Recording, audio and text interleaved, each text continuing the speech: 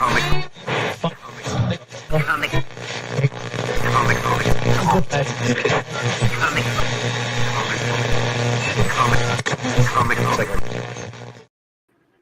right. Hey, ladies and gentlemen, what's up? Welcome to the Publishin' Pete channel. I am Peter Cimetti, founder and publisher of Alterna Comics. This is our 16th year. Can you believe it? I can barely believe it. We have, a comic book radio show today. So this is the new format. Every Tuesday, almost every Tuesday, comic book radio is going to be a 1 hour show. 1 hour either at 1 p.m., maybe every now and then nighttime, 8, 9 p.m. Eastern. But usually, I'd say 99% of the time, 1 p.m. Eastern in the afternoon, of course. All right, let's see. Today's topic, man, oh man. Well, it's up to you guys to decide, honestly, on topics for comic book radio. But I'll introduce topics if you really want. We'll see who joins us today. Comic book radio is an open mic format show. So there's an open invite pinned to the top of the chat right here. So join the show and let's talk comics. Make sure it's comic related too. Let's keep the show on focus somewhat. But of course, if you guys want to talk about a topic that I'm talking about, respond to it. If you guys want to introduce your own topic, if you guys want to approach it in an open mic format where we do open mic Wednesday and it's more of a promotion thing. It's literally an agenda-free type show. We can have a feedback forum type style show. We can have an open mic type style show. We can just talk about comics. We can not talk about Alterna if you don't want. That's fine too, because this is my personal channel. You don't need to talk about Alterna necessarily. But hey, what's up, Paul Riley? Hope you're doing well. Billy Jacobs here too. Says, what up? Just watching my break. Very nice. Thank you. So I got a bit of a new background going on. You guys can see there's a whole bunch of Alterna stuff in the background. I'm still configuring things here and there, trying to work out where things should be situated. I see it a little bit better now where I got to put certain stuff. I got a lot of different things coming along, but you guys can see there's a couple more things up top as well. Got some of the trading cards in. Speaking of which, let's see. Let me show this off before I show it on the Alterna stream. Chiron Morvel trading card. So this is the second Alterna foil in the chase set. The first one, of course, being Ico from Red Koi. But Chiron is the second one. And this card is finally here. Look at that. Came out beautiful. Front and back foil. You can see AF2. And it's having trouble focusing. But we got that in yesterday. What else did we get in? We got in the other day. We got blankets. We got a puzzle in. I put the puzzle in this collector case. This is usually for the graphic novels, but now it's going to contain the puzzle. Puzzle came out great. I want to make sure I put together the puzzle before we start selling the puzzle. This way I know it actually is the size, the amount of pieces. It came out perfect. Same thing with the blanket. I gave it a wash yesterday, made sure that the colors don't run, make sure that it still manages to be super soft. And it's a great blanket. Perfect. It's perfect. The blanket came out fantastic. 60 by 80, so it's massive. A massive blanket. Let's see. William, what's up? William Quinton. Hope you're doing well. We got General Piggy here as well. Billy Jacobs says, can't wait to get that. Yeah, the Chiron Morvel card. Oh, so the only way you could get that, guys, just in case if you missed it, was you had to sign up for the pre-launch page on the spring campaign and then back the spring campaign at a physical perk. If you didn't do that, you could still get the card, but it's going to have to be later on after the campaign fulfills and through Rob Geronimo. He'll have a bunch. The creators will have a bunch of those cards, but we're not selling them on the Alterna site. And they're not also an option like the way the trading cards in the standard set. Let me see, here they are. Like these trading cards in the standard set, they're an option to purchase at $3. Shipping's free worldwide, but the alternate foils are not. There's no option to purchase those. The only way you got to get it is, again, through signing up on the pre-launch pages, and then you back the campaign later on at a physical perk. If you back at a digital perk, we're not shipping anything to you, so you don't qualify for stretch goals. Keep that in mind.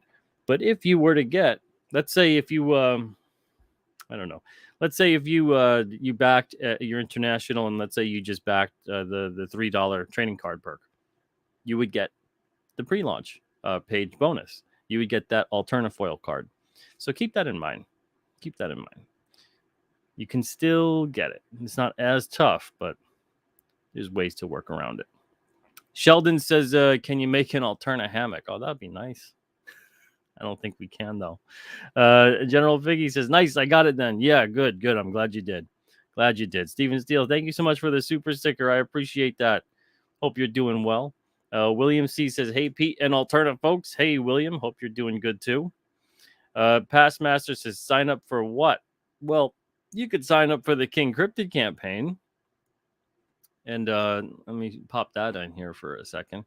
Again, Comic Book Radio is an open format type show. So if you guys want to join, you want to talk about something, we can do that. Otherwise, I'm just going to steer the show for an hour, which is perfectly fine by me, too. Let me see here. Share screen. Let's pop up the King Cryptid campaign. You can sign up for the King Cryptid campaign, but if you wanted to get that Chiron Morvel pre-launch bonus, had to sign up for the pre-launch page. So if you didn't sign up for the pre-launch page on the spring campaign and then go on to back it at a physical perk, you would not receive that Chiron Morvel alternate foil card. But hopefully you did. A lot of you did. King Cryptid number 1 to 4 is on Indiegogo right now for a pre-launch page sign up. Make sure you sign up, get access to an exclusive secret perk. We are close to 400 signups. Once we get to 500, there's going to be a bonus for all you guys that signed up for the pre-launch page. We still have some time. May 25th is when the campaign launches, so you can sign up all the way until then. So we can still reach 500. Hopefully we do. If we do, it unlocks an exclusive that's just for you guys that signed up for that pre-launch page. The link is in the chat right here. You guys can go sign up. Adam says, our request line's open. Play Freebird, man. I wish I could. I wish I truly could without... There's certain songs, and I don't care about the monetization and getting demonetized, but there's certain songs that actually get the stream taken down. So I do care about that.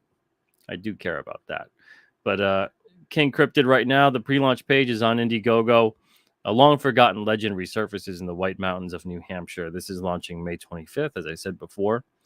We have the first 4 issues on here, in case you haven't heard about it before. Christian Rossi, he's doing the art on issue 1.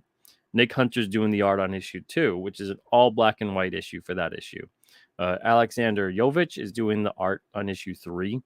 And Keir Covington is doing the pencils and inks with Christian Rossi on colors for issue 4. I'm writing and lettering the series.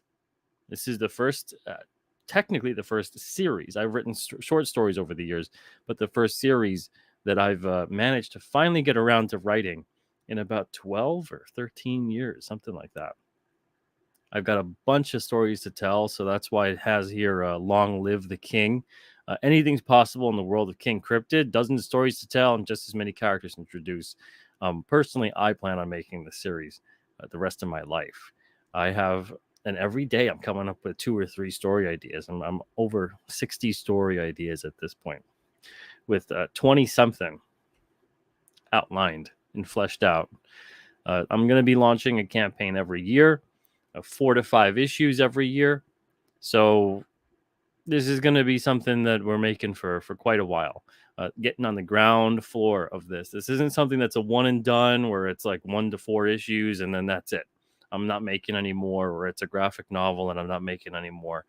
This is something that's going to be going on for quite some time. If you're interested in monsters, cryptids, creatures, mystery, conspiracy theory, cover-ups, if you're interested in all that kind of stuff, ancient history with like different all the different folklore and myths. If you're interested in that kind of thing, sci-fi, horror, fantasy, King Cryptid has it all. So I'm looking forward to working on the series with a lot of talented artists. We're definitely going to bring some back. I wouldn't be surprised if I brought all of these guys back. Christian Rossi, Nick Hunter, Alex Jovich, and Kier Covington. I mean, it's been amazing working with these guys. I would not be surprised if they do a bunch of issues in the future. On next year's campaign, I'm going to have Jeff Elkins on an issue. I'm going to have Frankie B. Washington on an issue. I'm still talking with 2 other artists as well, but honestly, I might just bring back 1 or 2 of these guys and just get that going with them and see how things work out. So this kind of thing with King Cryptid, I know that, you kind of look at like maybe the Chair. I've done the Chair before, that 4-issue miniseries, and you're thinking, well, that was kind of more of a grounded horror type story. I wonder how Pete's going to handle this. The Chair was a story I wanted to tell, but this is a story I have to tell. The Chair was a story I sat there and I came up with a concept and I thought about, well, how do I do this and how should I do that? And this is just, the story's just speaking through me. I don't know any other way to say it other than that. It's been a blast working on it. Coming up with stories has been relatively easy. Coming up with the characters has been relatively easy. And I hate saying it like that, but it just feels like I'm in my wheelhouse in terms of all the stuff I've ever loved about storytelling and comics. I've loved all kinds of paranormal and unknown stuff since I was a kid. So I'm really looking forward to getting King Cryptid out there, getting that into your hands. And there's a lot of characters within that universe. So hopefully you guys enjoy it. But we have that campaign launching May 25th. Again, the sign up is in the chat right here. Where was that? There it is. It's in the chat right there in case you guys missed that or don't want to scroll back up. I don't blame you. But there it is again. And let's see, Past Master says 60. That's 5 years out. Yeah. Actually, that's not just 5 years out. So 40 stories would be 10 years out. You got to think about it like that. So if I'm putting out, let's say 5 issues a year. Let's say we do 5. This first one's 4. Let's say we do 5 issues a year and there's 60 issues. That's 12 years. That's 12 years of stories, because these are going to be relatively like quarterly-ish if you want to really boil it down to how many issues you're getting per year. That's a lot of issues. So it pains me that I've come up with some plot lines that I'm not going to be able to tell you guys in full in the story for 3 or 4 years. One of them is a really good one. I think you guys are really going to like. But that's around like issue 8, issue 9, something like that. I think it's actually issue 9 to 11. And that's not going to be till like the 2024 campaign, which means that's not going to really get out there till like 2025. So there's a lot of great stories to tell and a lot of time to do it, though. And that's what's great about this is it's different. It's different than going through and putting it out in the comic shop, system with the distribution of Diamond. We're way more able to do this because of the fact that you guys can directly support it and make it possible. It's a lot easier to talk to you guys and get the readers interested in the book, something that I think the comic industry has really forgotten, than it is to just get the attention of retailers who are, already kind of spread so thin as it is, because everyone is doing that. Everyone is trying to get the attention of the retailer, and the retailer has to sit there and go, oh, what do I get? What do I think I could sell? And honestly, they can't sell a whole lot between the limited store space that they have and then the fact that there's only so much time to research these books. Most of it's not even their fault if they can't sell it. There's just not enough time. Whereas it's way easier to appeal to the reader and talk to the reader, and then they can have an engagement with this book, whatever book that may be. It's a very different system. and I think it's way better for us. Billy Jacobs, hope you have a great day at work. Xgal, hey, what's up?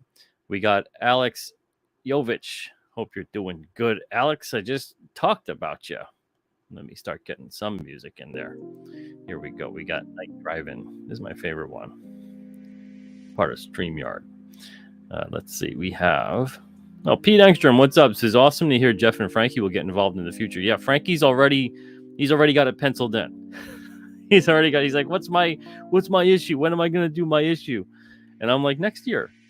He's like, okay, let me pencil that in. It's going to be a nice black and white issue with Frankie as well. I think we'll always mix in a black and white issue there. Oh, and hey, speaking of Kier Covington, what's up, Kier? How you doing, boss man? Hey, what's up? Hope you're doing good. I said your name and you must have heard it. Oh, yeah. I'm sitting here drawing your book. So I was like, I'll jump on and say hi. Oh, fantastic. Yeah, it's a hell of an experience so far with you guys. It's been so much fun. Let's see. So, yeah, Pete, we're going to have Jeff and Frankie next year. And hopefully I can tap one of these 4 gentlemen on the shoulder. And everyone's been so fast. You, Nick, Alex... Christian's crazy fast, but he hasn't been working at the breakneck speed that you guys work at, just because he's got so many other projects. But he's quick too. I can't see us not being able to potentially maybe have 5 issues next year, which would be great. That'd be good. Yeah, I'm really gunning to have this done this month for you. Holy smokes! Yeah, so then we'll get Christian to color it, and man, oh man. So the faster the better. That's what I thought. Well, yeah, then I could definitely get you on an issue for next year.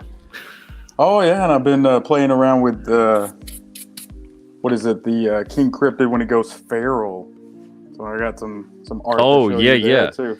That's the storyline I'm talking about with issues like 9 to 11, the Killer King storyline.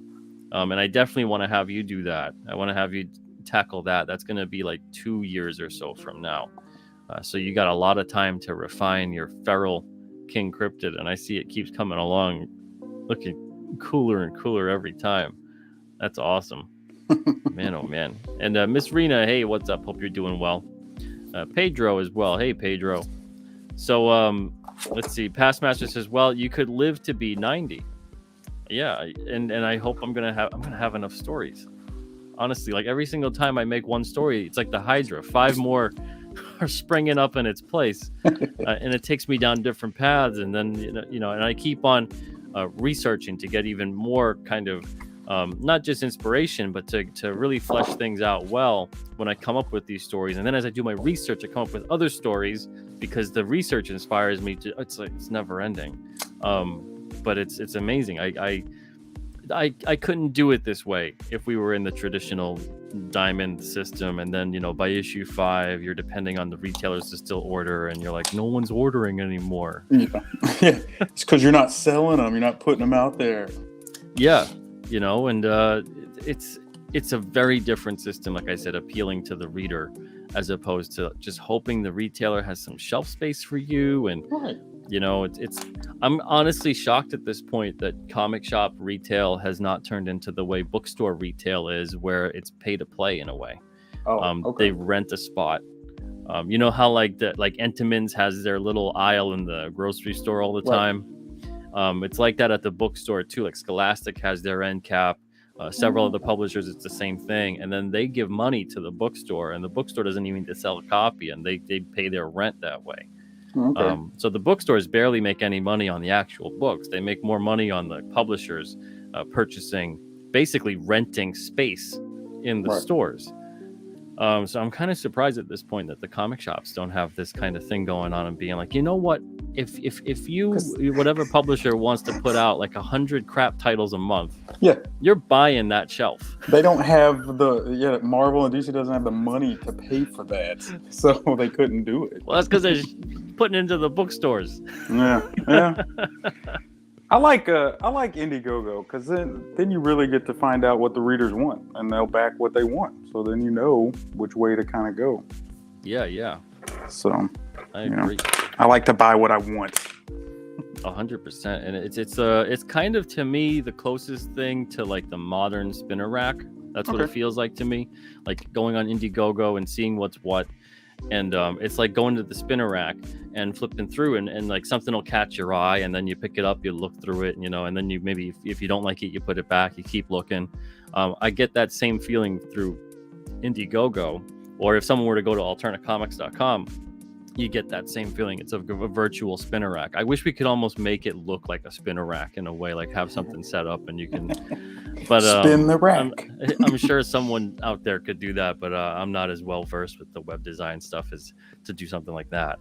But that's what I feel about it. I feel like that's kind of how that is. I wish we would have more spinner racks everywhere. I wish it would be I wish there would be a concerted effort across the entire comic industry to get spinner racks in places that aren't necessarily just comic shops. But again, the comic industry kind of dug its hole with just kind of catering to like this one facet of retail. And anytime they do something different, it turns into like a big, uproar of like, hey, well, what's going on? Why are you putting the books there? I experienced that personally. There was several dozen stores that boycotted Alterna once we actually put books in newsstands. Once they found out that, and even though there was a 2-month delay, so the comic shops would get the books first, and then 2 months later, the newsstand would get that same book. I figured, what better way to sell books in the comic shops than get them into the newsstand on a delay, and then they would see issue 1, and they would read an ad on the back that would say, go to your local comic shop to get more Alterna. And then they would go to the comic shop and then instantly see the next issue. I thought that would have been a great way to do it, and a great way to partner with the comic shops as well, and actually have the free advertising out there. It would direct people to their local comic shop, and then the goal in a way was just advertising for the newsstand, and then having the newsstand sales be a loss leader for the comic shop sales. I was so shocked. Several dozen stores were like, we're not going to carry Alterna anymore if you put them on newsstand. What, they want the exclusive? Like, get out of here with that. Come on. Yeah, and I explained the whole thing to them. They didn't like it. And I said, okay, well, do you carry Funko Pop? And they were like, it's different.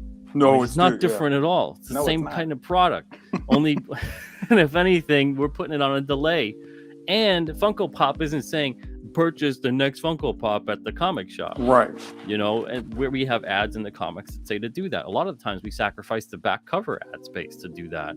And then we would have a list inside the, I'm sure that there are readers here that are with us for 4 or 5 years now.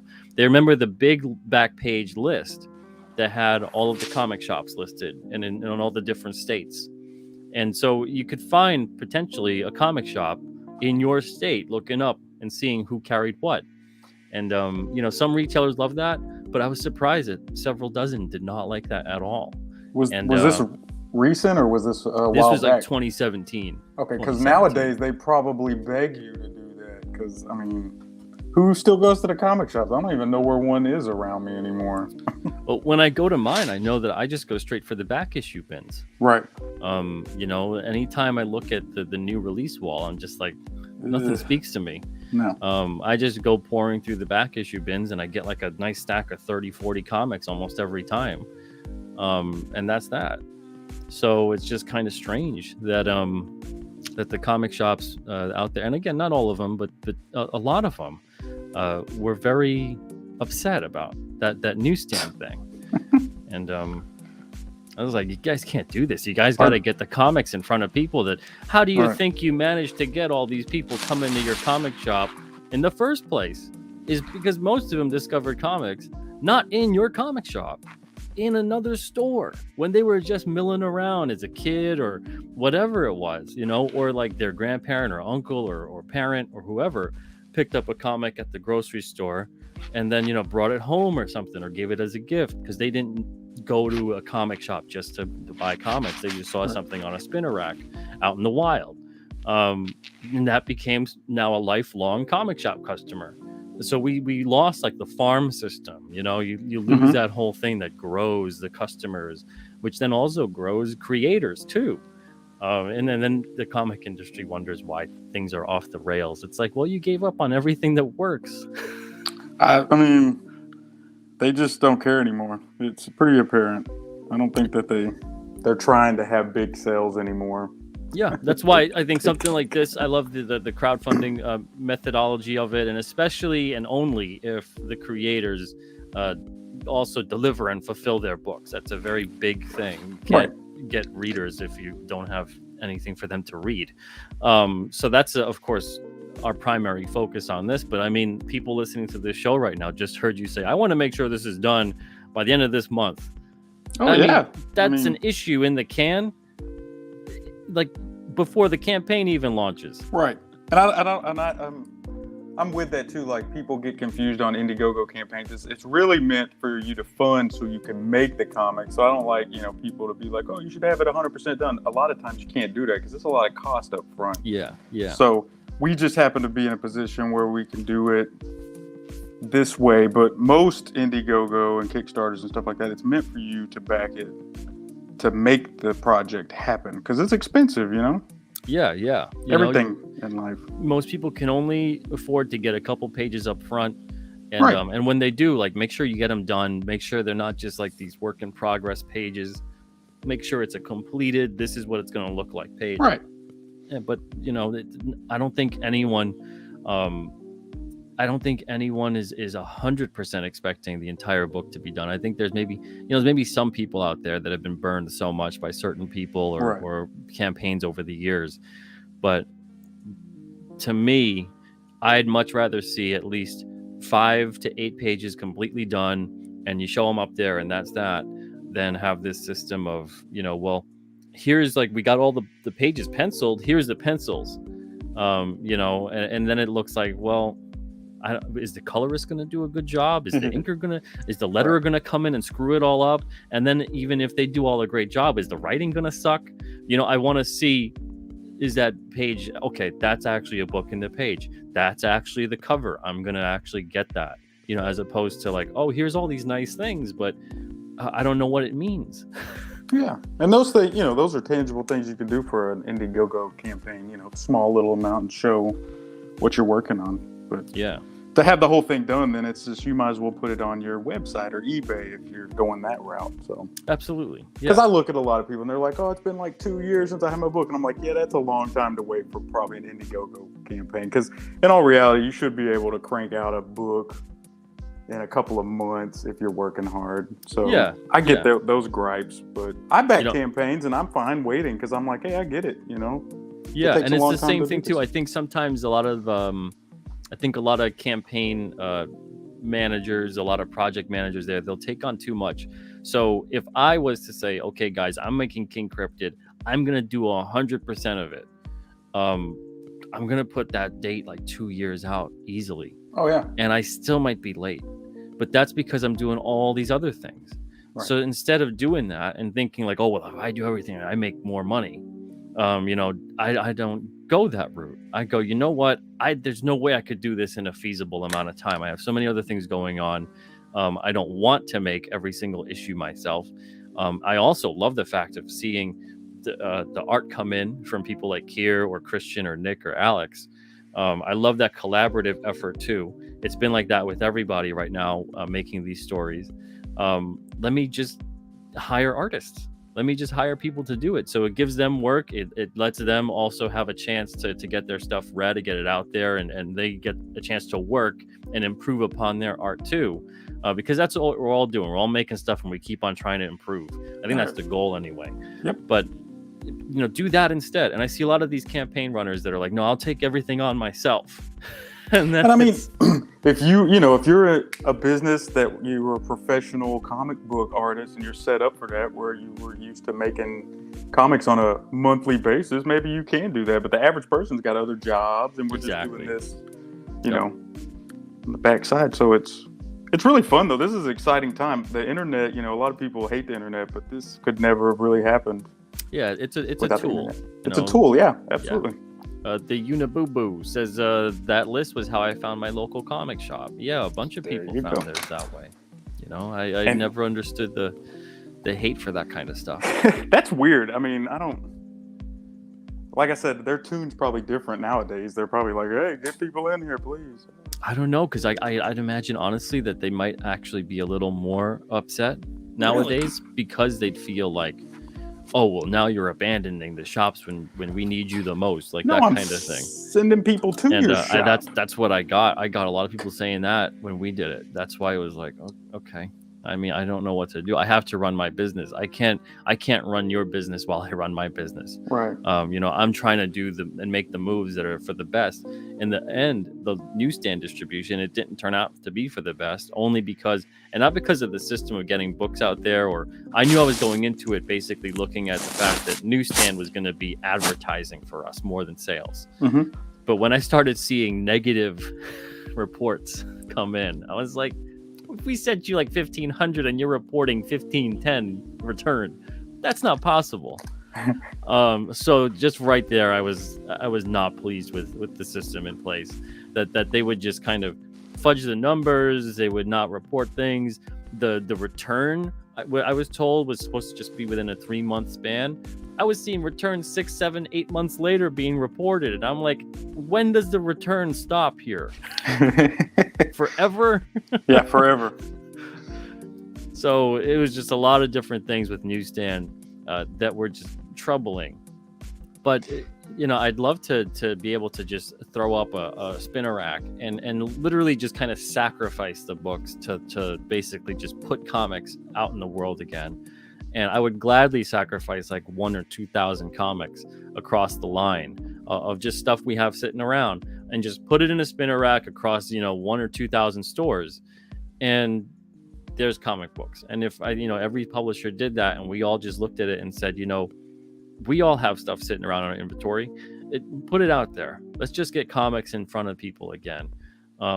Who knows? Maybe it would be different. Or even like the way that I thought about this a while ago, even the way that they have like newspapers that you leave a dollar or something, and you open it up and then you take the newspaper. Yep. What if comics were like that? You put it, that whole setup, and put a stack of comics in there from multiple publishers or whoever.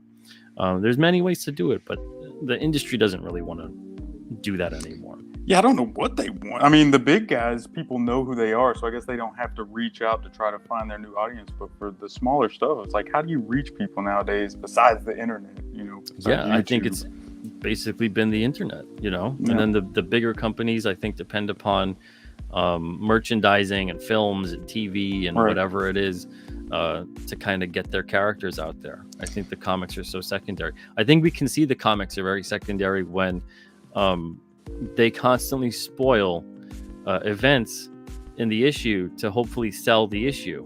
And I'll talk like crazy about King Cryptid, but there's many things in the issue that are pivotal points in the issue that I am not discussing publicly.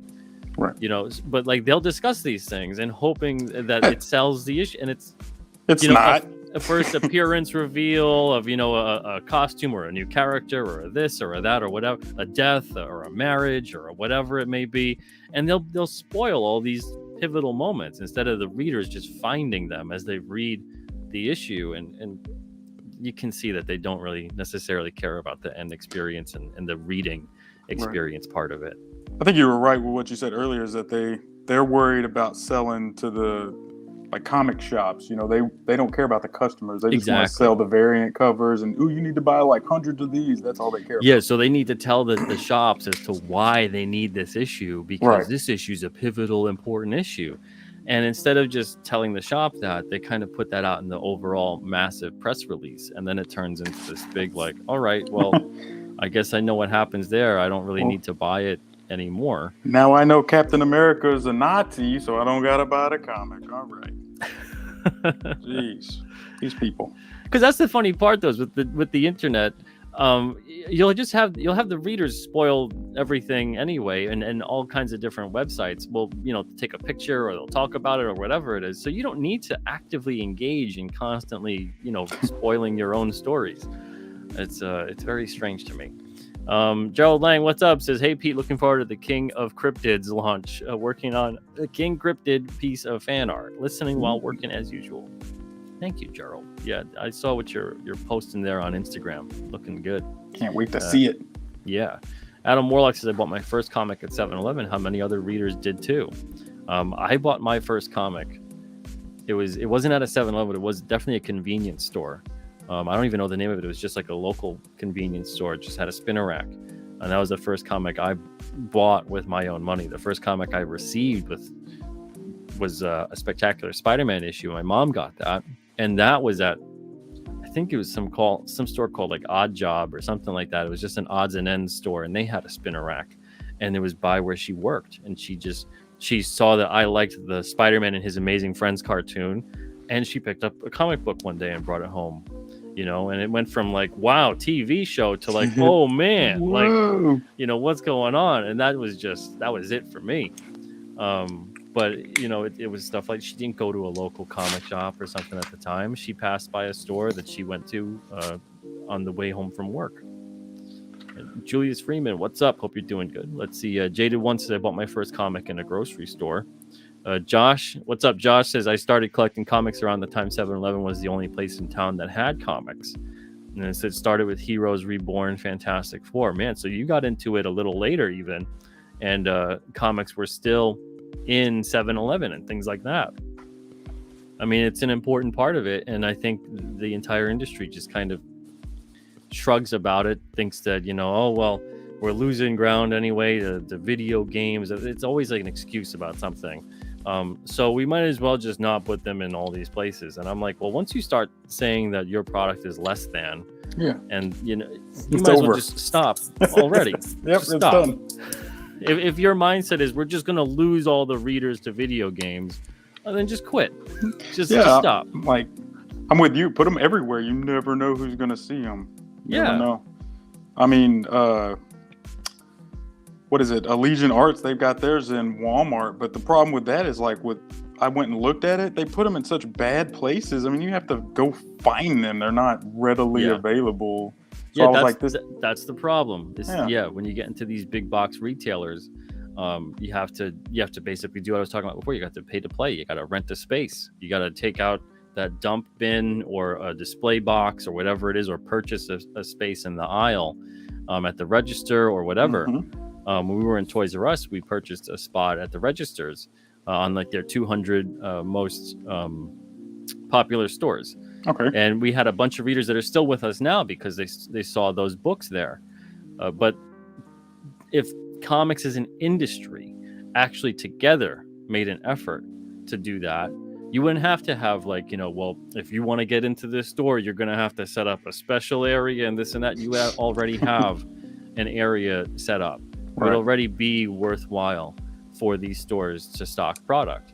When I talked to Toys R Us, they honestly were like, these comics are all ages? It's been so difficult to get all ages appropriate comics because we just put our all ages comics in Toys R Us at the register. Right. And they were shocked because the comics that they were getting in and were getting pitched to them were very, for teenagers and adults. Got it. And so they were missing out on that. So literally talking to Toys R Us, and they're saying how they're not getting all ages appropriate material in. And so they just felt really leery about putting anything by the register. They kind of put it near the toys, and that was about it. It was a very strange conversation to have. Who's pitching to you guys? Jeez. Yeah. I mean, I think the industry really wants to go digital, but nobody, I mean, people, I don't like digital. I want the physical comic book in my hand. I want to be able to see the art and everything. I hate digital. I'm not a fan. So they really push that a lot, but I know it's easier, but I don't think that's the way of the future for comics. Digital. What do you think? No, I think digital is being like foisted upon people in so many ways. It's not going to be anything. It's not going to replace printed books. It's just not. No. Art looks different when you have it in your hands. I mean, to me, I've always loved comics for the art. So it was like, I don't want digital. Digital doesn't feel real. I see digital on everything. I honestly, oh man, I almost want to say I hate digital comics. But I know that there's some people out there that really enjoy them. But personally, I just don't. I gave it a shot. I tried it out. I don't like it. I get enough digital submissions. I'm in front of a screen literally right now. I'm in front of a screen so dang much that like I gotta wear sunglasses when I use a computer 90% of the time. So it's just everything is being digital for reading. It's not the same end result. It's the same end result if you're listening to music. I know there's differences in that as well, but you're still, the end experience is listening to music. Mm-hmm. Music isn't tactile. Watching a film, you can do that digitally and say that, okay, it's the same thing. end result is relatively the same experience. You're watching it on a screen. Doesn't matter if it was a disc or digital or whatever that made that screen play that movie. But a book, and especially a comic book with artwork, it's a very different experience. Looking at it on a screen or holding a book in your hands. Very, very different. And the fact that they would even want to keep constantly trying to push that, again, it to me, it just shows even comics as an industry. Do you guys not even understand the fun of collecting comics, the fun of owning the comic book, the actual printed material? The digital file isn't going to be worth spit. I know some people go, you don't go into it, trying to say make it a collector's item, and no, you don't. Right. But when the story is good, when something pivotal happens in this certain issue, when something ends up becoming a pop culture landmark eventually, if the first issue, the first appearance thereof was never printed and it was just all you have is digital files, it's worthless. It's practically worthless. And then you see the push towards NFTs and all this other nonsense, and that's just a whole other way. I think the whole thing, honestly, it screams of people that love digital. I mean people meaning corporations, because it's 100% fluid.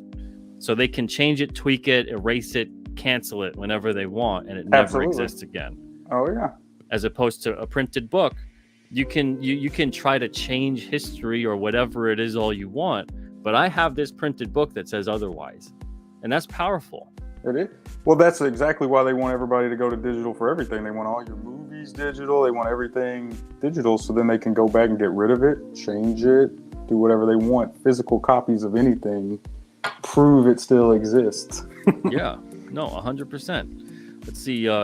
Josh says, we used to have a comic store in my hometown, but it shut down fairly early in my comics journey, and we've never gotten another store since. Man, oh man. Jaded One says, I miss the spinner rack days. Where can I get a spinner rack? I want one. I need one. Oh, they sell them. Let me look it up real quick. They sell them out there. They're like $100-something or something like that. Right. For the good ones. I need one. I need it. I'm pretty sure they even come with the replica, like Hey Kids Comics on the top, nice. Or something like that. Can I get a thing that says Alterna Comics at the top of the spinner rack?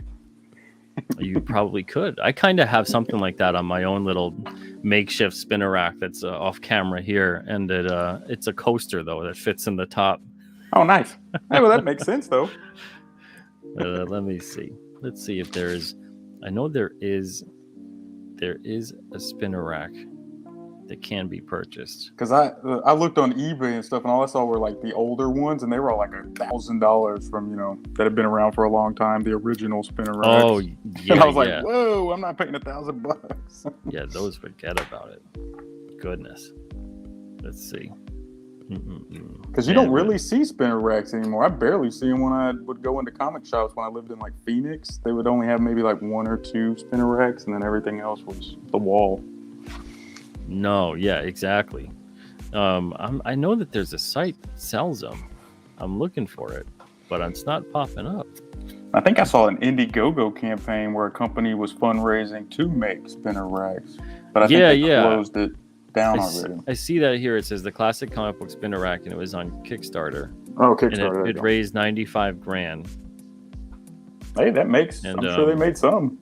Maybe they have a link to a website here.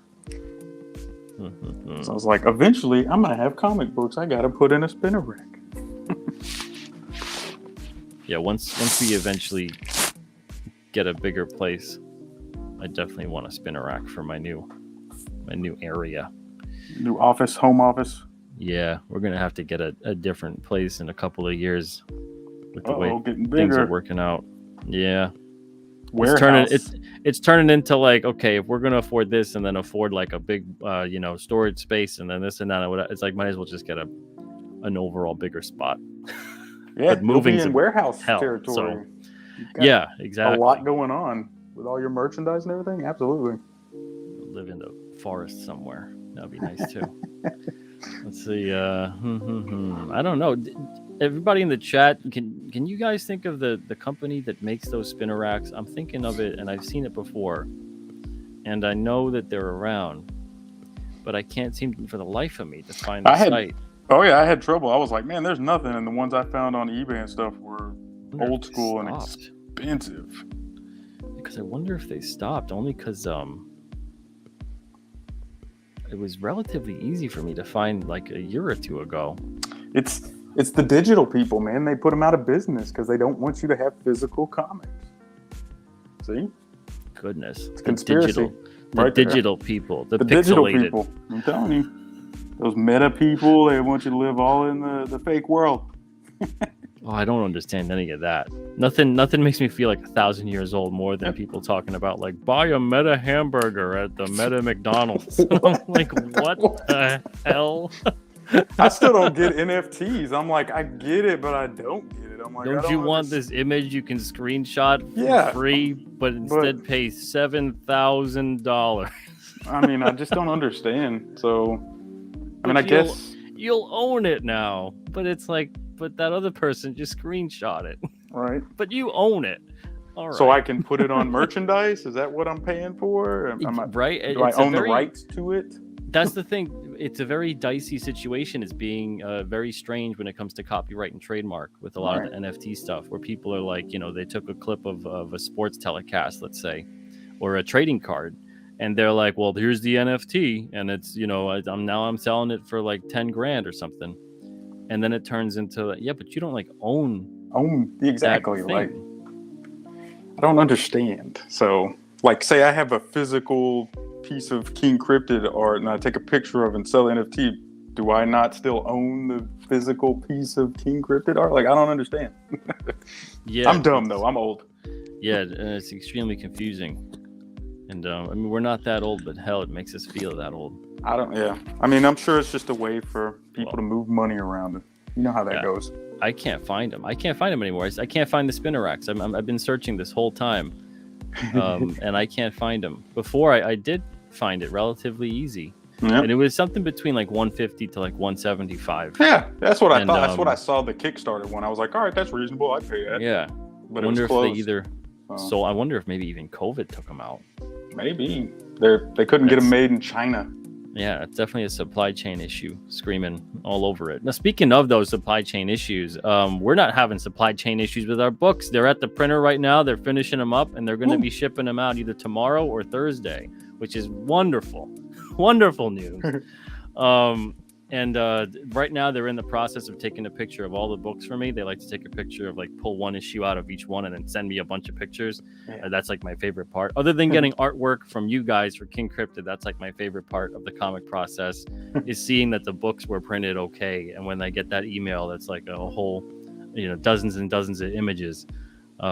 It's just a big sigh of relief. And then the next best part, of course, is when the books arrive.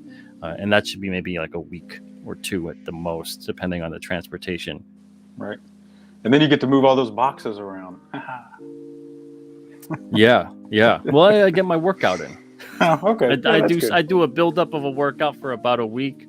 A lot of different like squats and curls and then like push-ups and kind of like, a lot of like leg type stuff.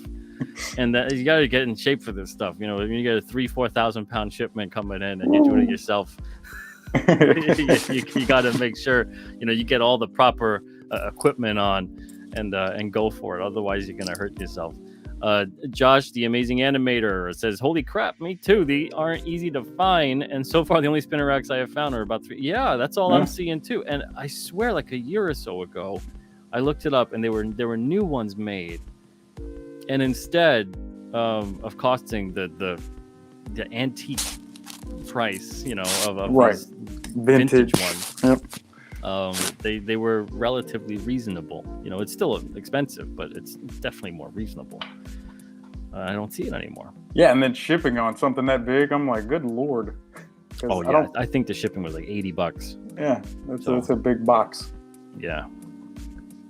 But yeah. So maybe I won't get a spinner rack. All right, I guess that's just not in the cards. Well, what you could always do, what I had done was it's a what I have is like a smaller one, and it holds like 4x6s, and it was 2 layered, and I cut the middles with like wire cutters, and then I kind of sanded down and then glued the tips of where the metal was so it doesn't just like poke you the whole time.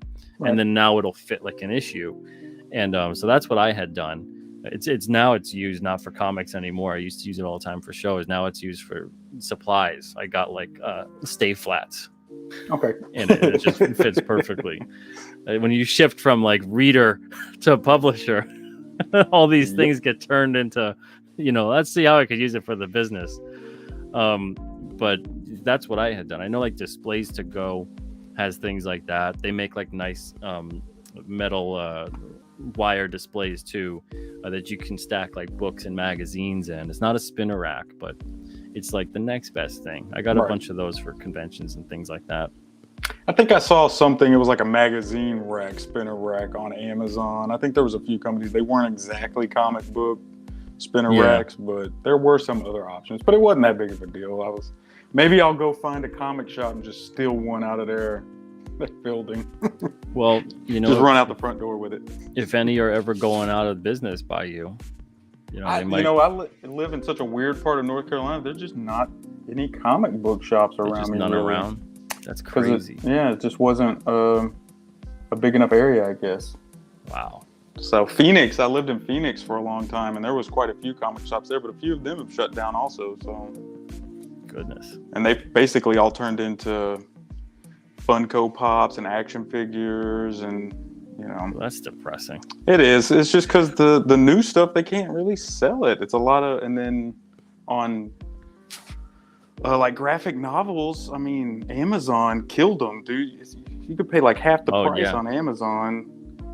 Well, what's strange to me is whenever any store, not just comic shops, but when they start stocking things that they have to charge like twice the amount for them. Right. And then they go, well, I can't compete with so-and-so. And I'm like, yeah, but you shouldn't even stock the item then.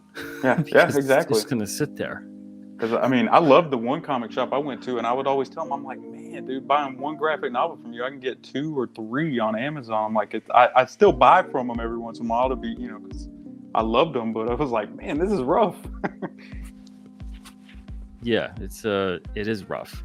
So what we're looking at here right now is art from Alex Jovich. Now, this was a work in progress pencils that he had sent me. He has since sent me the completed color pages for these things, but I want to show you those once I've got those all lettered up. This is from issue 3. It starts off with this character here, who is not named at the start of the issue. You guys will find out who he is quickly enough. And he's finding a photograph that's very concerning to him. And he's just like, no, it can't be.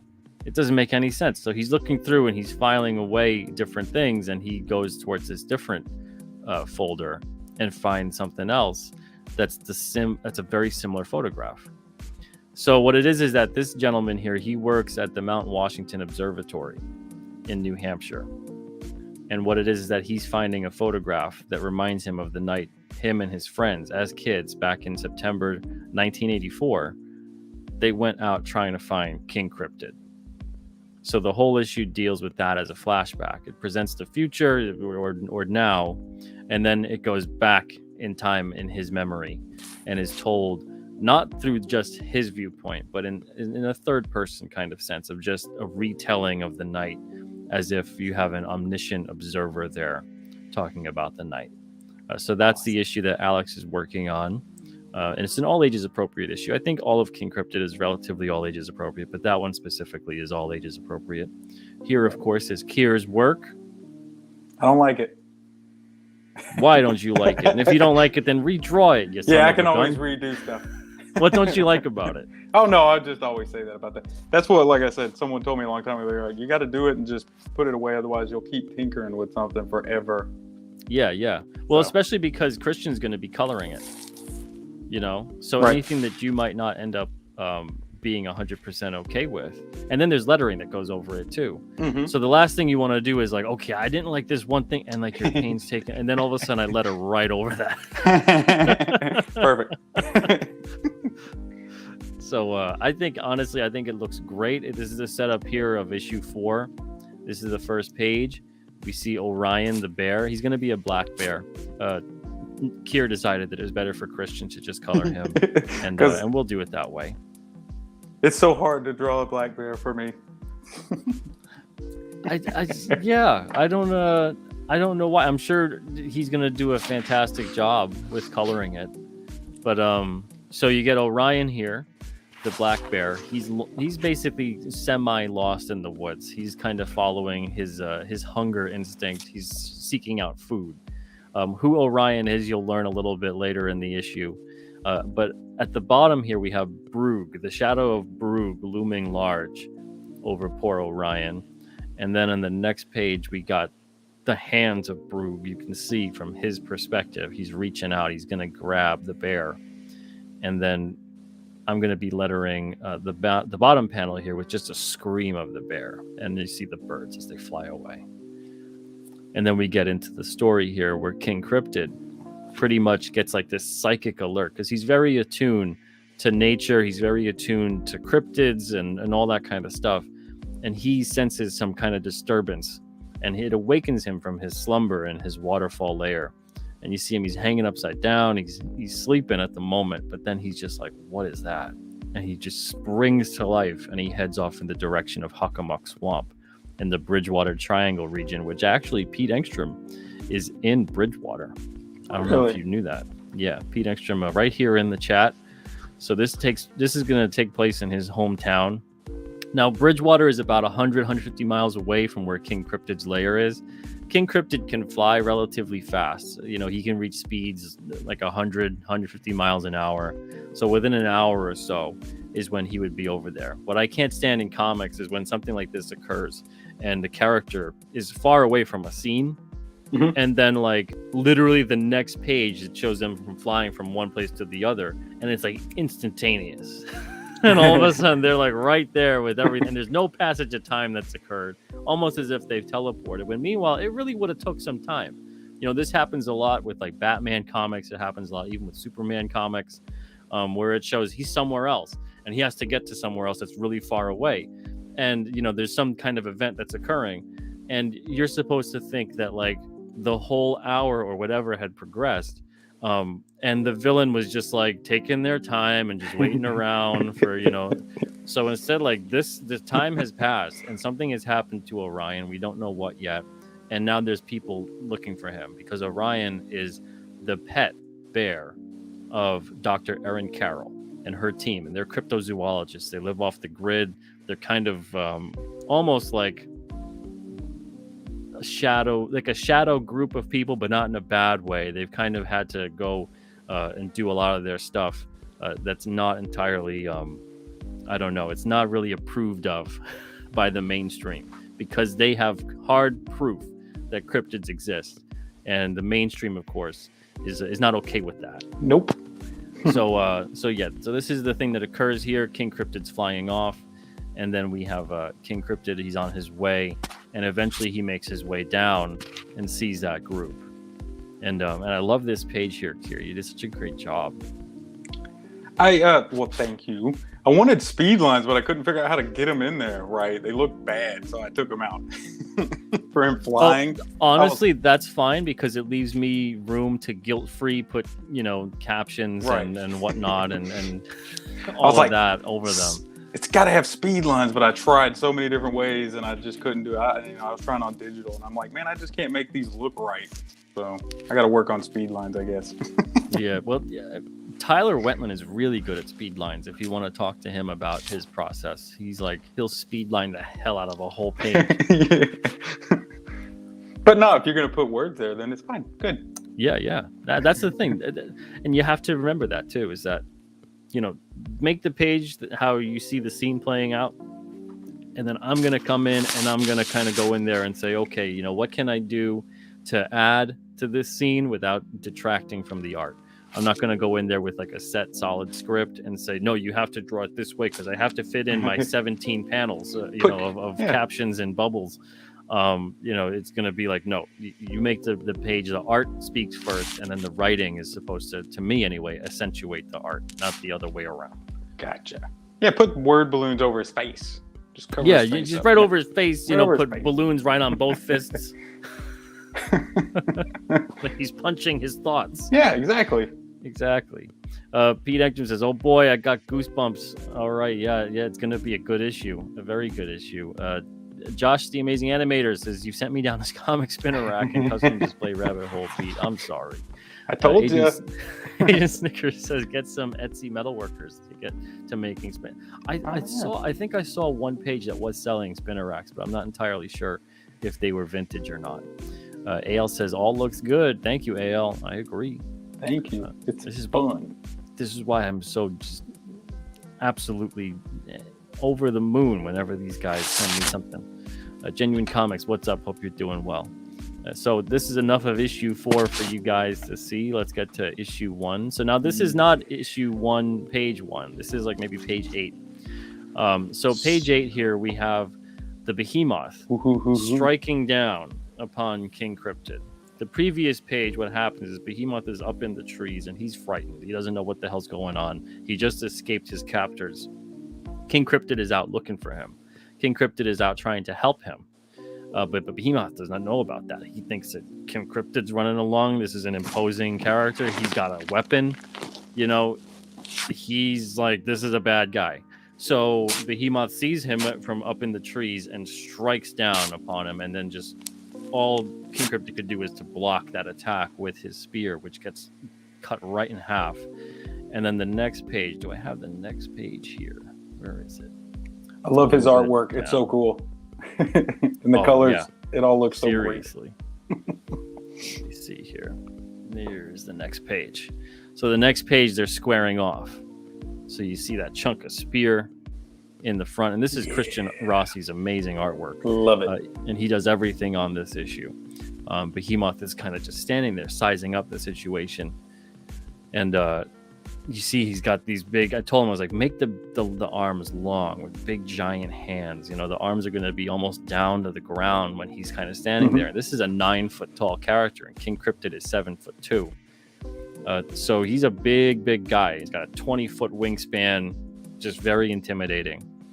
And so Behemoth decides further that this guy is not his friend, and he's going to start now trying to get him away. And he takes his big giant wings and he starts attacking towards King Cryptid. We see this little moonstone here on King Cryptid lighting up. That's going to basically be, and these are all going to be plotted out within the issue with the lettering. That's going to be King Cryptid at that point. He's psychically trying to reach out and talk and appease to the Behemoth here, saying, look, I am your friend. I'm not here to attack you. I'm not here to harm you. And of course, as pages progress, their fight kind of dwindles down, and then they begin to have some kind of an understanding, and we learn something about the Behemoth. But these 2 pages are currently done by Christian Rossi.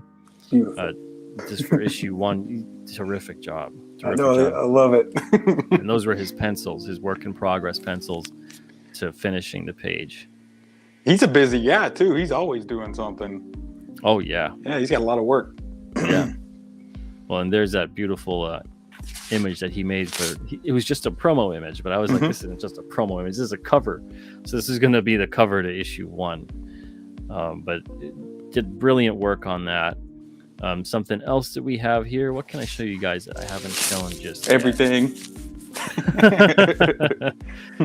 Here's there's no cover elements on this, so it's the unfettered image of what Kier and Christian did, combining their forces. I wanted Christian to have coloring that resembles more of a 2-tone, 3-tone type of flat. And I think that works really well with not only the story, but also with Kier's artwork, especially with such strong line work that Kier has going on. I love it. Thank you. It's great stuff. And this poster image here that Kier had made, we'll figure out something to do with this. I'd like to do something, maybe a print or something on the campaign, maybe even a poster as well. Who knows? I am going to have Christian's image that he did. Let me see. The one that's for the issue 1 cover. This is going to be an 11x17 poster. I have it over those here. Are good. That's going to be a day 1 backer bonus. But I'm also going to have all the posters of the covers, including the back, because every single issue is got a flip cover on the back. So I want to have all 8 of those also as 11x17 posters, but they're going to be rolled up.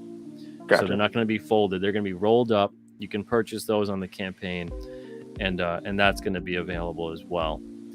But yeah, I would never say no. You must pay for this poster that we folded everywhere. Oh, come on, why not? I'd still buy brutal. It. Well, maybe it's like $1. But that's brutal. Yeah, the freebies. I just threw one in your package. Here you go. Yeah. Let's see. Hey, the Sin Killer, what's up? Says, greetings, sinners. How are you doing today? We're doing pretty good. How are you, Kier?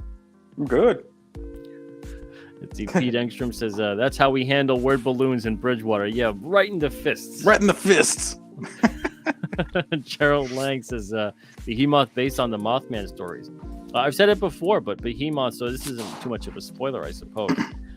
Behemoth is a humanoid created from the DNA of the Mothman, of the legendary Mothman. The Mothman. So you find out a bit when he's talking about things. You don't find out 100% because his memory is really foggy, but you can piece together from the things that he is saying and assume basically what it is I'm telling you right now. But there's things that happen. I'm not going to get into it because you guys have to read it. But there's things that happen with the people that have turned this person into this gigantic moth humanoid. There's things that go on with this agency, this society, this company that are very, very sinister. But we're not going to find out all of everything for years to come. What do they do, Pete? Tell us. No, that's it. I don't even know anything about this. This is new to me. They're turning dudes into Mothmen, so that's not good. That's not a good thing. So they're not nice people. All right. Although they want you to believe they are. Of course. Pete Extras, the colors are fantastic, and Sin Killer says Christian has the Kirby syndrome. What will you be referring to as the Kirby syndrome? Are you talking about how many books he gets done? He does do a lot. He's working. But yeah, so we're gonna have those posters on the campaign too. Let's see. There's some work here as well from. I haven't showed this yet. From Nick Hunter. Ooh. So let me see. Can I zoom in on this? I should be able to. So Nick is detailing, this is page 3, 4. That's why that numbered that way. Nick, this is on issue 2. Nick Hunter's doing the black and white issue here, where King Cryptid's up against the Granite Beast. And the Granite Beast is essentially a descendant of an ancient rock beast. And these rock beasts basically came from the cosmos, living meteors basically that strike into the earth and then bond with whatever substance they landed into. So this rock beast in this instance is a granite beast, and he descends from an ancient ancestor that was like the first granite beast to be on earth, that got into this mountain, carved a cave. The meteor created a cave right into the mountain, and this is essentially what has become King Cryptid's waterfall cave layer.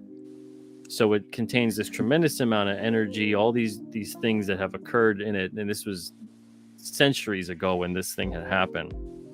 But so he's coming back home on the night of a new moon, and on the night of a new moon, King Cryptid does not have his powers at their fullest. He's pretty big. He's a big dude, 7'2", 400 or so pounds. He's very powerful. He's very strong, but he's basically a human that's that strong and that big on the night of a new moon. He has very little of his supernatural type power that's given to him from his enchanted moonstone that's embedded in his crown of bone. So he uses the last bit of it up to heal a dying wolf that he comes across on his way back. So he takes the long trek home here, and he gets to the waterfall layer, and he's just like, something just isn't right. Something feels weird, but he figures, it must just be I'm exhausted. There's something going on, and I'm just gonna shrug it off. So he makes his way into the cave here, and it's the long journey down into the cave, down to the healing spring, this magical healing spring that restores him during the night of a new moon. If he doesn't get to that, he turns into the feral King Cryptid that we saw from earlier, what Kier was drawing. My favorite King Cryptid. Ooh. And when he's in that mode, There's only like 2 or 3 ways King Cryptid could get into that mode. I'll have issues that touch upon those. I'm not going to spoil any of those right now. But the biggest and most concerning one for this issue is the fact that if he doesn't get to that spring, if he doesn't get to those waters that will restore him, he needs to get satiated somehow. And he turns feral. He does this whole kind of like a werewolf transformation. So he turns into this beastly, gnarly looking twisted thing. And he just runs around in like a stupor and just like killing, eating whatever he comes across. Basically what it is that curse that he is that was placed upon him takes over. And so now he's in that mode again until he is restored. His energies are restored. And it usually lasts until the next time there's moonlight that can occur. So we're talking about a day or 2 easily of King Cryptid just running around, rampaging, full blown, ravenous, killing, gutting things, just nuts. His humanity is lost at that time. So for him, it's very important he gets to this spring and manages to get to these waters, because he doesn't want to do that. He doesn't want to become this beast that he basically has been cursed to become. So he's going down in the cave here. He's hearing sounds. He turns around and then he finds that it is the wolf that he had saved. So the dying wolf has now followed him back. And what happens is that he talks to the wolf. He's like, oh, okay, you're the thing that I must have been hearing and I must have been sensing. So he's going over to him. And on this next page, he turns around. The wolf is panicked. And King Cryptid doesn't understand what's going on. He's calling out to the wolf. He doesn't get it. Because again, his sixth sense, his psychic powers are they're next to nothing at this point. Usually he'd be way more on his game. And he gets completely blindsided and just smacked by this, just smacked right down by the granite beast. His artwork's so awesome. I love this black and white. It's beautiful. Is this book ready yet? Can I get this? When can I order this? Come on. Well, May 25th is when the campaign launches. Come on. Speaking of the pre-launch page, you guys can sign up. There's a link right there. So the Granite Beast has come to basically stake his claim on his ancestral home. And he is not too pleased that King Cryptid has been living in it. This Granite Beast has been searching far and wide for this specific cave and has finally come upon it. And so he isn't all too happy about it. Hey, you find a squatter living in your house? What's going on? Exactly. So this dude is 20 feet tall, about 7-8 tons. He's granite. He's solid granite. So when he hits King Cryptid, it is a ton of bricks literally hitting him. So he's really fighting for his life in this issue. He has to use his wits. He has to try to stay out of the Granite Beast's range. The Granite Beast is large and slow, but he's unbelievably powerful. So King Cryptid has to do whatever he can do, and this first blow really gets him bad. So he has to do whatever he can do to make it to those waters in time, to not only get his energy restored, but also to not turn into that raving lunatic of a beast that he'll turn into. So this whole issue, the stakes are very high, but it's an issue that also will explain the powers of his Moonstone, a lot of different things about the past here of King Cryptid, but also the Granite Beast and his history and some of the lore that goes on within this world here.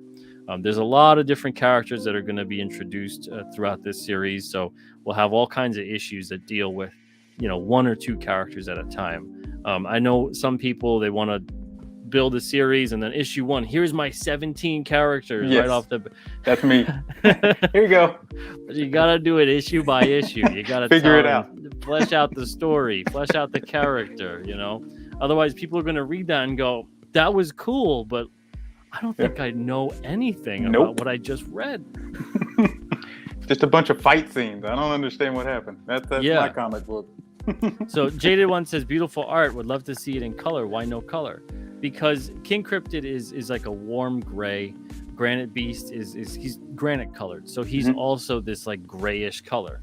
The most we would see here would be these grays and blue hues maybe from the pool of the water. Right. Honestly, yeah, it would all be lit by the water. Yeah. You have no light in a cave. So the lighting here is all completely lit by this glowing magical spring. Nice. So the stark contrast of the black and white really sets the tone of basically the way how this issue is lighted. Otherwise, it doesn't make as much sense. The line work that Nick has is tremendous. To color this, honestly, like we tried it, and it just didn't have the same impact. The black and white just had far more impact. And you guys will see through the course of the issue, of course, how that plays out. Yeah, and it works too. Look at the like Sin City and stuff. It works in certain environments. This looks great in black and white. I love it. Yeah, and I loved how a few pages back, how he changed it so it would be King Cryptid was all white and the background was all black. It looks great. Yeah, inverted it. He knows what he's doing. He's mixing it up. Like here's the first page of that issue, that first opening splash page with him and the wolf, and then that second page where he's managed to heal the wolf, and he's kind of telling him, "All right, you're safe now. You can run along." And he tries to take off. He tries to fly and realizes I can't. And he's like, "Oh well, it's time to walk home."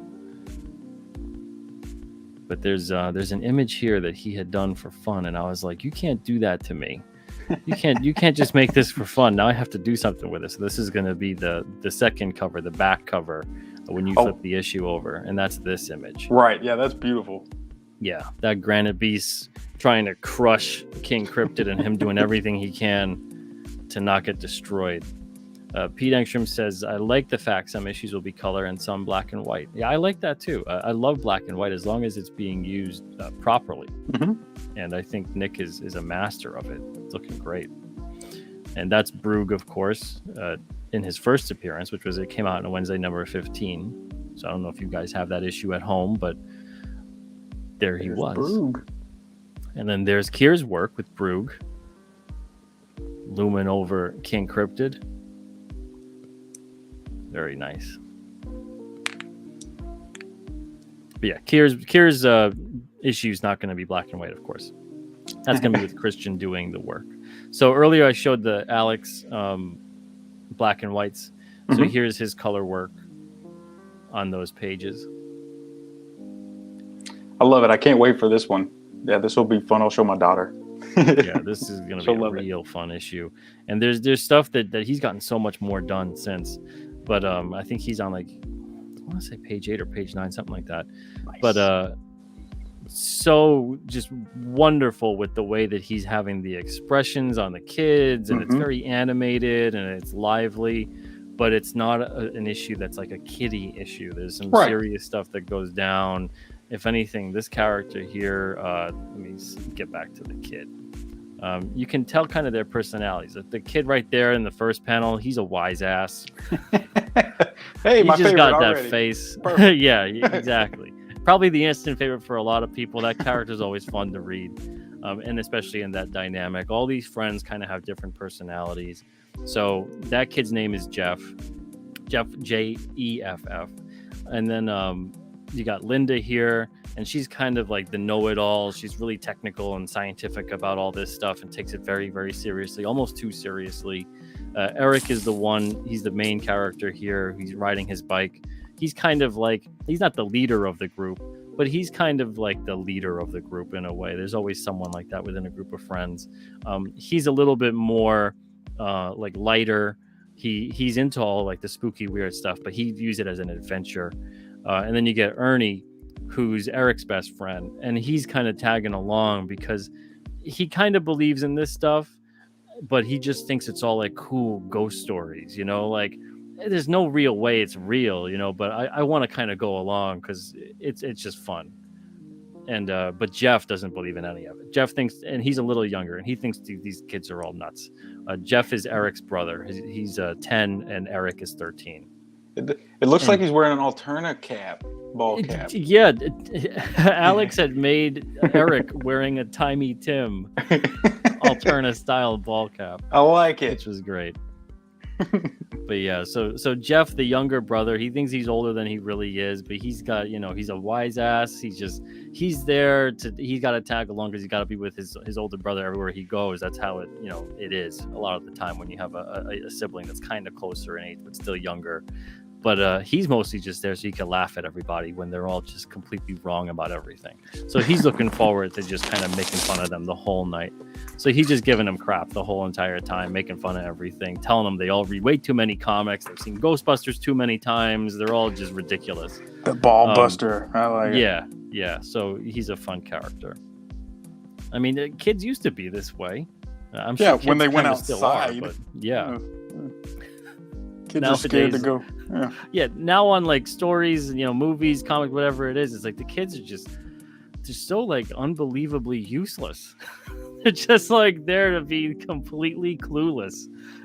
And just, everything has to be explained and over-explained, and they don't have any personalities, no edge to them. That's not any of the kids I grew up with. I don't think that's many of the kids that most of the chat grew up with, or maybe you were that smart-ass kid. I was the kid inside drawing. That's what I was doing. Sorry. Oh, there you go. I wasn't outside. Let's see. So you'd be the one they talk about this to, and then he's like drawing up the images. Yeah, like, oh yeah, I could draw that. Yeah, like send it over to Kier. He'll draw that out. He doesn't go outside much, that Kier, but he'll draw it for you. Give it to that pale kid, Kier. The fat pale kid. Yep. Jenko, what's up? Says to imagine Nick and Kier do some masterpiece drawings of King Cryptid just for fun. It shows how passionate the guys are for these stories. Yeah, it's wonderful. I mean, this is a new comic. This is a big deal. It's not very often you get a chance to draw new stuff. I mean, how many times can you draw Batman or Wolverine or something like that? So this is exciting. So I'm all about drawing.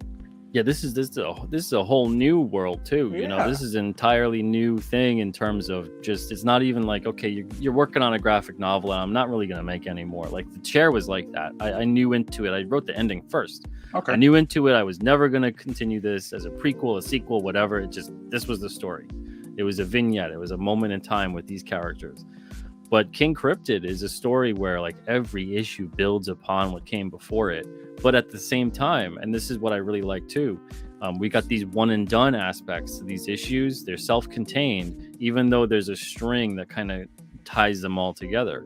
There'll be editor's notes throughout. So when certain things are pivotal and mentioned, see issue, blah, blah, blah, that kind of a thing. Mm-hmm. But it also enables me when I do these campaigns that if a certain artist is busy, like let's say I want Kier on the next issue of King Cryptid. Like let's say I want him on issue 5 for the next campaign. And Kier's like, I'm swamped. I can't do it. Yeah, that'll never happen. So let's say it does happen. So Kier all of a sudden his career is skyrocketed. He's working for like 40 people now. He's making like 60 books a year. He's like, I can't do it, Pete. You gotta next year I'll pencil you in for sure. So now I can say, okay, well that issue I had Kier in mind. I'll use this other issue and get this other artist. So it kind of plays around where I don't have to have a lot of these things always kind of taking place chronologically, right? Because all the stories are very episodic. So it makes it fun for me too, to be able to mix things around and play with it like that, as opposed to like, oh no, it has to be this way and everything is very stressful and it has to be a certain way and right. Oh, you didn't draw this that way, and when I send the scripts over, it's basically describing the scene of the story. It's not these and I'm going to have the scripts offered too as rewards on the campaign. They're going to be included in a specific tier, so you guys can actually see the kind of scripts that I'm putting together and what the artists get, and it'll be scene descriptions. These are kind of like the summary descriptions of every single page, every single scene that occurs, and hopefully it brings some kind of imagery to mind to the artist to go, okay, that's kind of what I'm picturing, and I'll draw this out when I see that scene and this and that. And it's up to me then afterwards to put in the dialogue, the captions, whatever it may be, that accentuate that scene, that make that scene better, hopefully, than what it was before. Sometimes I won't have to put as much dialogue or captions as I thought I might have because the artist did a great job. And then sometimes I'm like, okay, there's a couple, spots here where I can add something to it. But I think that's honestly the best way to do it. So far, all 4 of you guys seem to really be loving doing the script process that way. And I think your art unbelievable. It's fantastic. So I think it's working out. Yeah, this has been super fun. It's been great. And then, always getting feedback. We can change anything, especially now with digital work. I mean, you can modify everything. The old days, I guess you'd have to go back and redraw, panels and whole pages, and they'd have to cut stuff out. But digitally, we can modify anything you need, like right there on the spot. Yeah. Like the noses, I can make the noses smaller instantly in like a second. I'm like, everything's great, but that nose is a little smaller. Easy fix, Yeah, so that's that. Let's see. Jenko says, is King Cryptid a hero or an anti-hero? I would say he's a hero. He's not jaded enough to be an anti-hero. He is jaded and he's more reserved, but he's not. I wouldn't define him as someone who is like a Lobo or even like a Wolverine. He's closer to Superman than he is to Wolverine, but he still does have that tendency to kind of be brash, be a bit blunt and curt with his mannerisms. So he's not necessarily like this super overly kind, gentle, friend thing. He does have an edge to him. He's got a particular soft spot, of course, for animals and other cryptids as well. But for people, he knows that there's a lot of bad. He's over 500 years old, so he knows that there's a lot of bad in humanity, but he also knows there's a lot of good. So for those that are good, he is very accommodating, but he's not easy to trust them, but he still is not quick to judge either. So, but the ones that are bad, there's a couple instances in the series where, I mean, he'll kill someone at some point. So, and not when he's feral either. So he's not above doing that, but he definitely is not an anti-hero. I would definitely say he's closer, being more of a heroic sort. See, Sheldon says, whoa, Pete dropped a video, but he's still doing a video. Oh, yeah, that's right. The Chiron Morvel cart. I revealed that today. Which are beautiful. Those are cool. Yeah. Those turned out great. Yeah, they really did. Man, oh, man. You guys can see it in real time. But, yeah. So it's been a lot of fun creating this character in the universe. It's been a lot of fun working with these artists. And hopefully you guys have a lot of fun reading the books, too. Gerald says, I think of King Cryptid as kind of like the way Lou Ferrigno played the Hulk in the 70s TV show. He's definitely not unintelligible. He's highly intelligent, and he's pretty articulate too when he talks. I would definitely not say he's like Lou Ferrigno from the Hulk show, which was more of like a growly, like he comes in, for 5 minutes and then beats some people up and then like runs away. King Cryptid is closer in characterization. If I had to say a popular character, I would say that if you merged Beast from the X-Men with Wolverine from the X-Men, you would kind of get King Cryptid. Makes sense. So it's that, but because it's way more balanced and intelligent than just Wolverine. So you get that Beast element in there, but he's way more tenacious and has a potential to be ferocious in some instances, like Wolverine is, as opposed to Beast. So it's kind of like that. But that's only, and I rarely, and I don't really like to use it's like this character like this, because it's also, there's ways that he's nothing like them. Mm-hmm. But if I'm forced to say, it's definitely more like that. Billy Jacobs, you're back. We're gonna be going, so I appreciate you coming back. You've missed a lot though, so you can hopefully check up on the replay. Oh yeah. Golden Tree, hey, what's up? All right, so we're gonna be ending the show. I went a little bit over today. You can take some screenshots, make some NFTs. It's all in there for you. Exactly. Yeah, we got all kinds of stuff. You guys can just leak everywhere, and you can look for spinner racks online. That'll help us out a little bit. Goodness. If you do find them, let us know. Yeah. All right, so that's it for us. Thank you guys so much, everybody. Take it easy. I think Rob Geronimo is having a draw stream tonight on his channel, 8 o'clock Eastern. If he is, I'm going to be on that. Otherwise, I'll be back tomorrow night for Open Mic Wednesday. And that'll be that. And thank you so much, Josh. Yeah, let us know. I won't make the mistake of jumping in there. I thought you just wanted to hang out and talk. But I mean, you can always come in and hang out for the 3 minutes and pitch even King Cryptid if you wanted, and you know, it's up to you. Just spoil all of your artwork here. Hey, look at be this. Like, so I'm going to read the scene from page 14 here. This seems like an important one. I think you guys should know. That was my fault. I learned my lesson though. No, that was fine. You recovered nicely. But so yeah, open mic Wednesday tomorrow night, and tonight I'll be if Rob is doing a show, I think he is, I'll be doing a draw stream on his channel. So thank you guys so much. Really appreciate you guys listening, and again, we're gonna do our best to entertain you with King Cryptid. Hopefully you are entertained, hopefully you enjoy the stories, and you want to come back for some more, because I'm sure as hell gonna have a lot to tell. But yeah, we're having a blast making them, and hopefully you guys have a blast reading them. Thank you so much, Kier, for joining me today. Yes, sir. Thank you. It was really nice to have you on, and get back to work making the rest of that issue. I will. I got to scan like 6 more pages so you can look at them. Oh, very nice. I do my stuff the old way, so I'm not like the digital guys. It's a little bit more of a process. Oh, but it's so great though. It is though. Oh. I got to learn how to do digital just so I can go even faster. This inking stuff is hard. Well, it's like I view the digital aspect. You know, it's great to do the traditional and then go in there for digital and the touch-ups. It's kind of like what it should be with movies. You know, you get your practical effects and then you get your CG effects to kind of touch up and enhance the real stuff. Once you go in there and you start recreating everything CG-wise, it's like, oh, Lord, this computer-generated stuff is horrible. That's true. It has a soullessness to it, but there was a time though when it was just the CG was used to enhance the practical effects. Blend it properly. That's true. You're right though. Yeah. I think they did that with the new Ghostbusters. You know, they did some of the demon dogs or whatever were traditional, and then they mixed back in, so they weren't all digital. Oh, that's very nice. Let's see. Jenko says, "Congrats to both of you guys for creating this amazing comic. King Cryptid will be a masterpiece."